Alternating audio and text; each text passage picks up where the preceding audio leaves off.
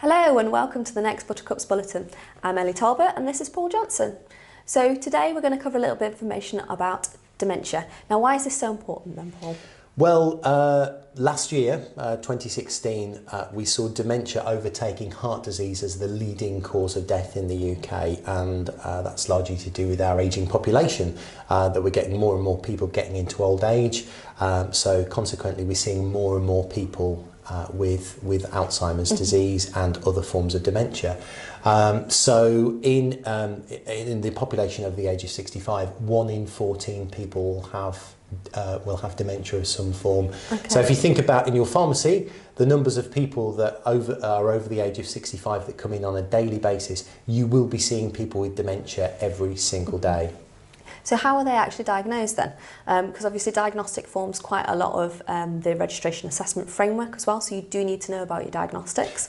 But how is that actually done then? Yeah, it's a good point actually, because perhaps some of the pre-regs don't actually realise, but it is part of the registration assessment framework, knowing why a particular drug is given to a patient. So have an awareness of the diagnostics, how we decide whether somebody has dementia or not. And it starts out with a very, very simple test called a mini mental state examination, which is a series of very brief questions which are designed to check somebody's cognitive ability. So that was the initial one, the MMSE, but there are similar ones as well that are now being used widely. One is called GP Cog, and GP Cog is available online. The address is on the screen at the moment. So if you want to, you can go on there and you can actually test yourself and check your own cognitive ability and see how well you perform as well. So that's kind of like the first indicator that there might be a problem. And what happens if any of those come back positive? So if you don't score particularly highly on any of those tests, then the chances are you'll be referred to a specialist. You can have diagnoses through various brain scans. They can do more detailed sort of questioning and testing of your ability as well to actually come to that diagnosis of dementia. And of course there are several different types of dementia as well. Yeah, so it's just trying to figure out what exactly is the thing that the patient actually has. Yes, yeah. Yes. Okay. Yeah. So obviously we've discussed already that there are different types of dementia, and in fact I think there are sort of over 100 different types of dementia. What are the most common ones that we tend to see? So Alzheimer's is the most common, that's the one that most people are familiar with, but that's followed quite closely by vascular dementia. And interestingly, vascular dementia is the form of dementia that we can actually do something about to prevent. So it's linked very much to your lifestyle, to smoking, exercise, diet, all of those sort of things. So we can actually reduce our risk of developing dementia, certainly vascular dementia in later life, by leading a good life and doing all of those kind of things that we're all told to do on a regular basis. The other types of dementia that you might hear of is dementia with Lewy bodies. This often has very similar symptoms to Parkinson's disease and can be misdiagnosed as Parkinson's disease. So this is another relatively common form. And then the other one is frontotemporal dementia. This is particularly associated with changes in people's behaviour, people's personality even. But as you say, there are actually over 100 different types of dementia, but they are the commonest ones that you'll so encounter. just because a person has dementia, it doesn't mean that they have any of one of these four. It could be any different type of dementia that they actually have. Most commonly one of these four types, but there are other rarer types as well that you may encounter. Okay, lovely. So what exactly treatment-wise do we do about dementia then? Unfortunately, we are still pretty limited with treatments, and well, we probably shouldn't call them treatments because there is no treatment for dementia, but there are ways in which we can alleviate the symptom and possibly have a positive effect on the progression of the condition. The first group of drugs, which has been around for quite a while, is anticholinesterase inhibitors, so things like donepezol. They work by increasing the amount of acetylcholine neurotransmitter in the brain, and that can have a positive response. These are often used for mild to moderate Alzheimer's disease, most commonly. What about a later onset, so one that's maybe a little bit more severe? More severe, the drug memantine may be considered, and that is linked to the neurotransmitter glutamate.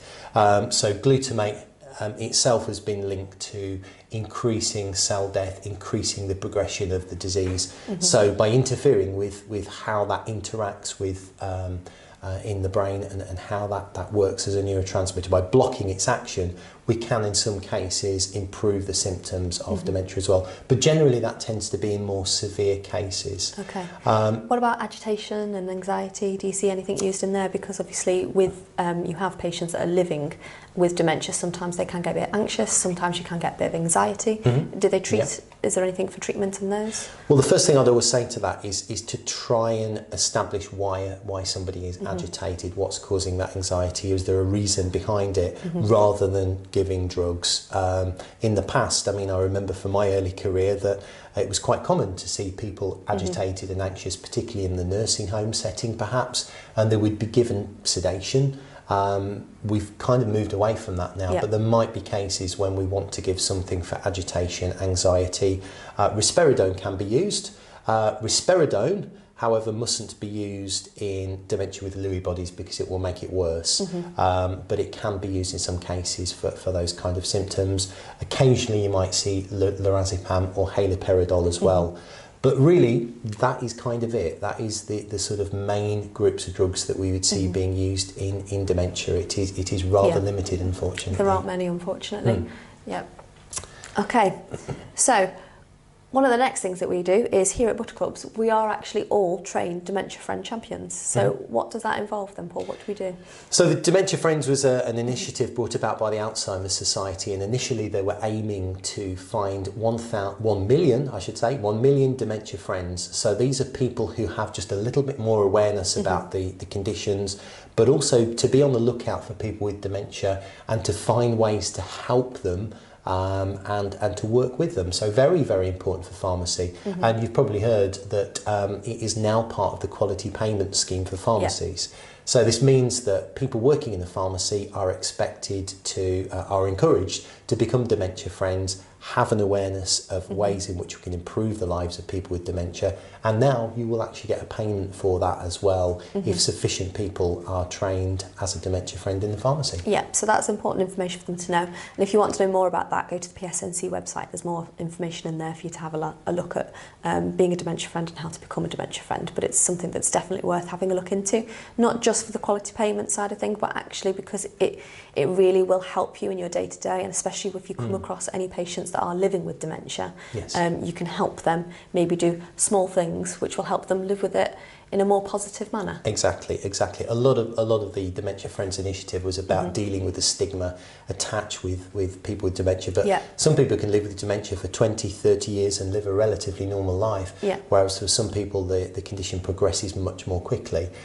So it is about raising awareness. I have to be honest, when I went to do my initial Dementia Friends training a couple of years ago, I thought, well, I'm a pharmacist, you know, I'm probably not going to learn a lot from this. And I learned a considerable amount. Practical things that you can use to help the lives of people with dementia. And often quite small things that will actually make a very large difference in their lifestyle. So, you know, it's really worth doing from that side of things, not just from the quality payments. So we really do encourage you, have a look at Dementia Friends and go to the Dementia Friends website as well.